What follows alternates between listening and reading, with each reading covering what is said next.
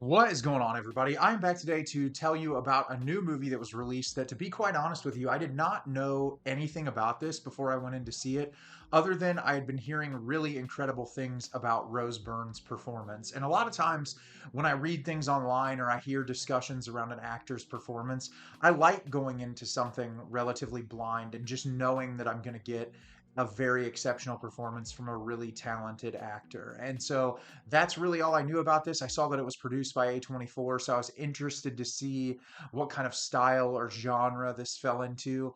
And the movie I want to be telling you about today is If I Had Legs, I'd Kick You. If I Had Legs, I'd Kick You is directed by Mary Bronstein.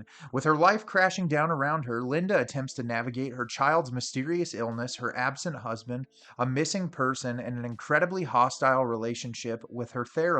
So I was really excited to watch this movie. Like I said, I did not know. Really, I didn't even watch a trailer before I watched this movie. I just heard that Rose Byrne was phenomenal in it, and I saw the poster for the film. And what I will say is, Rose Byrne's performance in this movie is one of the best I've seen the entire year, and should 100% be up for discussions when it comes to winning Best Actress. The movie itself is really incredible. There's some things about it that I think I would shift and change.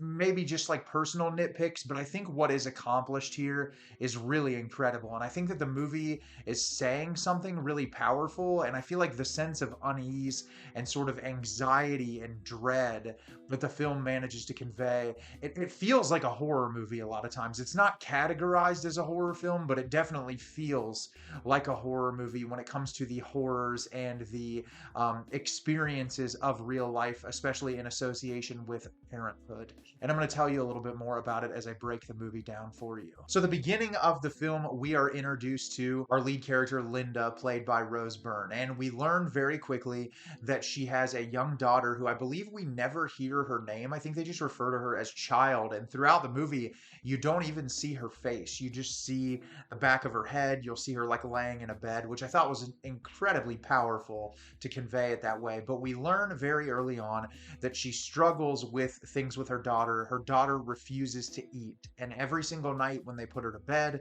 she has this feeding tube inside of her that they have to hook her up and make sure that she gets fed so that she doesn't die. And her daughter is a typical kid. She can be kind of overbearing and annoying at times, but it's just being a child.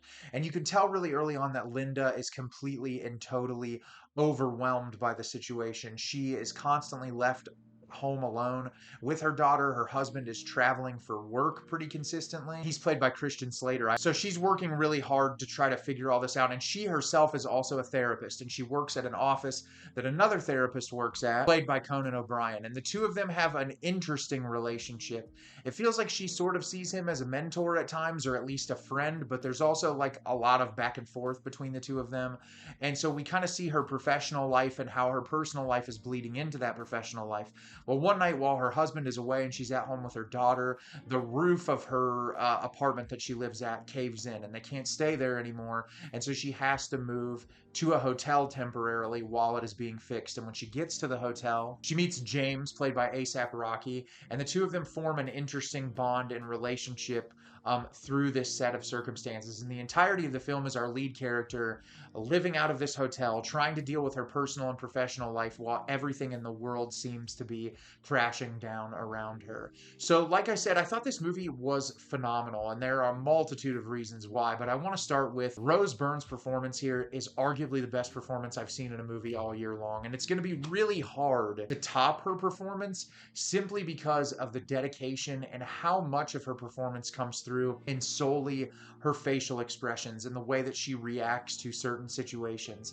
Motherhood is incredibly difficult. Being a mom is very difficult. And I think what this movie does is showcases the issues that a parent can have, specifically a mother, inflated to the most extreme degree. We only see certain sides of characters, like her husband. He is very brash and he can be angry on the phone with her at times. And we really get this dichotomy of the relationship that she is the one taking care of their kid most of the time. And he plays victim a lot early on in the movie of like, I've got to work to do this, I got to do this. But she also has a professional career and things that she wants to do with her life, that, it's more difficult when you're taking care of a child who's dealing with this level of issue. And I think the way Rose Byrne reacts to situations, what I really was impressed with is whenever the film got very dark and dramatic, she adjusted perfectly. But there's also really funny moments in this movie, and I think that's indicative of life's experience where certain times, there's elements in life that can get hard, but comedy is what helps us survive a lot of times. And I think this director does a really phenomenal job of having small bits of humor laced throughout this really heavy, dramatic, often anxiety inducing experience that we're witnessing. And I was just really impressed by her performance. I thought she was exceptional. I think some other standouts here. Conan O'Brien was really great in this movie for the time that he was in it. ASAP Rocky was really great in this movie. I feel like all of the performances were great. Obviously, Christian Slater, most of his performances like through phone calls, but he's really great. And even the actress that plays the child that we mostly just hear her voice, I feel like all of these characters feel like real human beings, which is what makes the experience pay off in such a powerful way. Visually, the movie is stunning. There's a lot of really incredible editing sequences in this, and there's also some moments of surrealism where we're questioning, is what the character witnessing actually happening, or are they just having this happen in their head?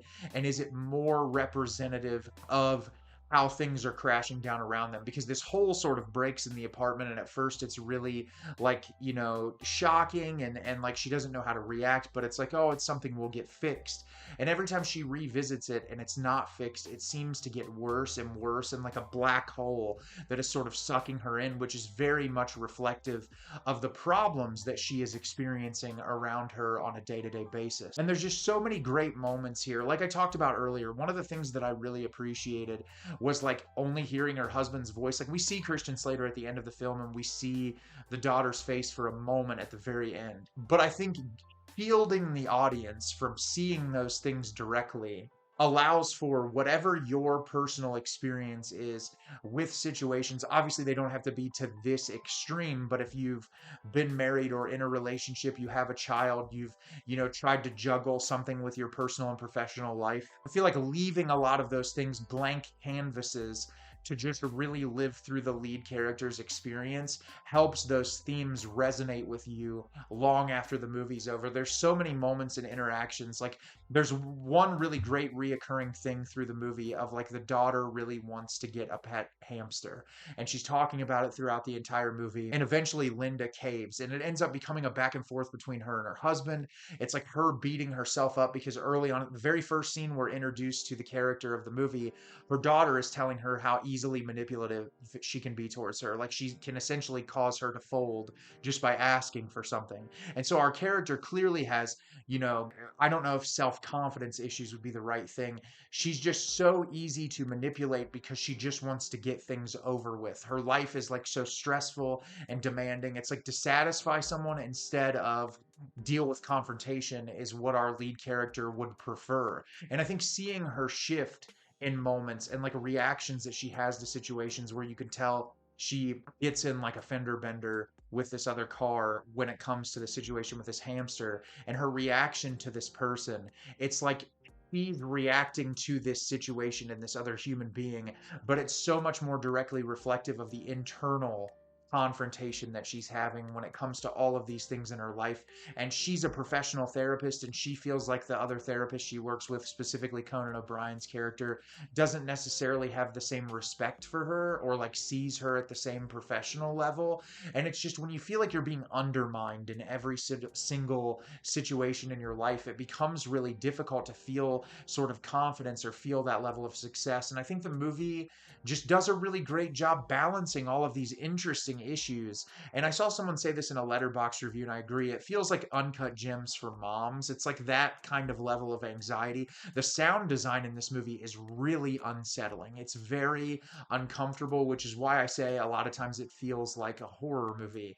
And it takes a really interesting direction in the third act. My only issues with this movie, and it's really hard to specifically pinpoint exact areas, but I think some of the pacing could have been a little stronger. There's certain scenes that I feel like can can be a little repetitive, but I also can see the director's intent with some of the repetition because that's day-to-day life. So it's hard for me to completely like pick apart anything like that because the experience is so satisfying overall. I feel like it would be impossible to watch this and not feel something on a very visceral level. And I think that's exactly what the director is going for. It's a really phenomenal movie. It's very well made. It has great performances. And I think if any of this sounds interesting to you, you should 100% check this out. So have you seen If I Had Legs, I'd Kick You? Did you love it? Did you hate it? Leave me a comment down below and let me know what you thought. I thought this movie was incredible. Rose Byrne should easily be at the front runner for Best Actress this year, and I'll be interested to hear what other people say. As always, if you can like the video and subscribe to the channel, helps me out a lot and lets me know the type of content you're looking for. I'm always putting out new material and look forward to getting more out for you in the near future. And as always, everyone, thank you so much for watching and have a great rest of your day.